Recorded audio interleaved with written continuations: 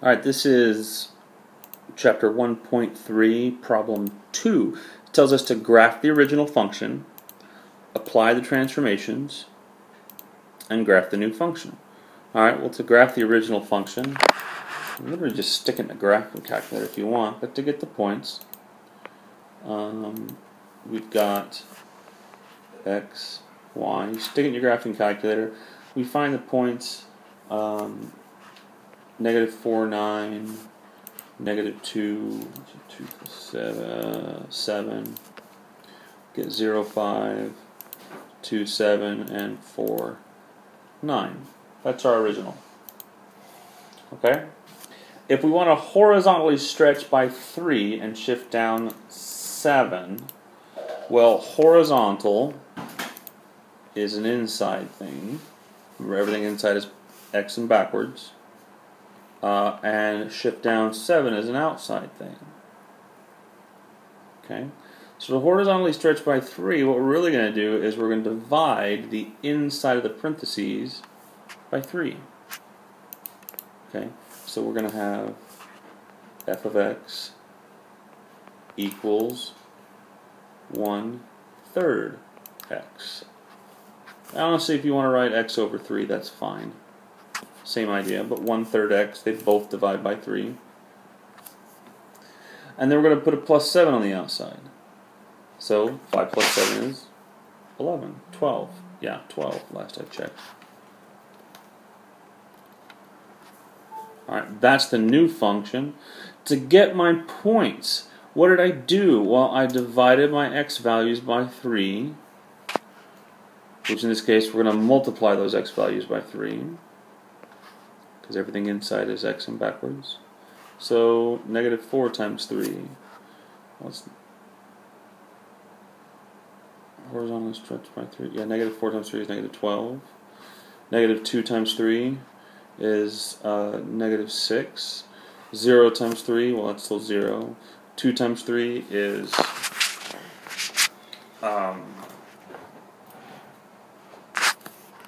2 times 3 is, I'm losing my mind, 6, and 4 times 3 is 12. I guess it's late.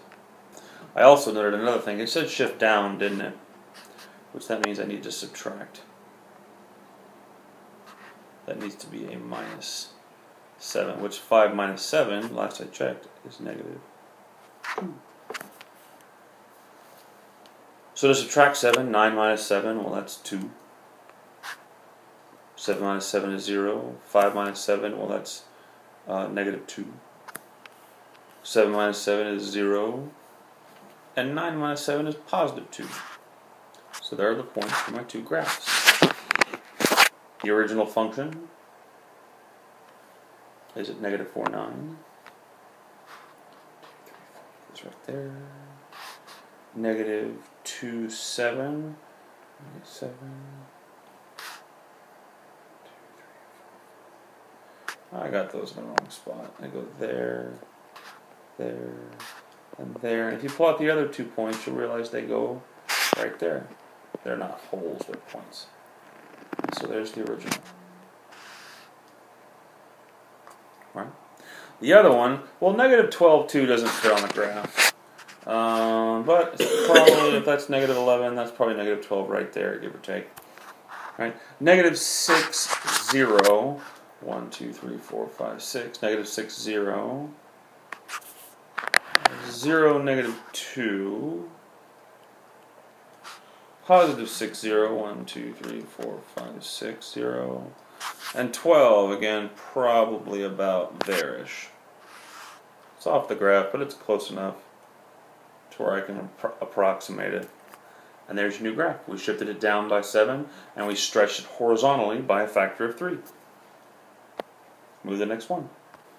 Alright, letter B says to reflect across the y-axis and to shift up 3. Well, we're going to start off by plotting the original function, which, let me get the points up there for that right quick. You can just graph it in your graphing calculator, or you can use the graphing calculator app that we got. Give me a second, I'll put them up there. And there's your points. You could have gotten a graphing calculator, or you could just plug them in. Plugged in negative 3 for x and gotten a y value. That's fine too. I didn't use -4 because I went to -3 instead of -4 because -4 gave me a positive 12, which is off the graph. So there's my original. So -3, 10. 10's all the way up the top. -2, 8. 0, 4. 1, 2, 3, 4. Which probably means that 1 is at 6. I can probably guess that one. I'll just mirror them to the other side because that's where those points are. And there's your original. Okay. Your new function says to reflect across the y-axis. Now, to reflect across the y, that means we're going from one side to the other. We are going across the y-axis, but to go left and right like that, we are changing the x coordinates. So we need to make the inside negative. Or your reflections are going to feel backwards until you get used to them. Just accept that they're backwards. So f of x in this case equals a negative 2x. And to go up 3, well, up, that's a y value thing. We're going to add 3. We got a plus 7. Cool? Sweet.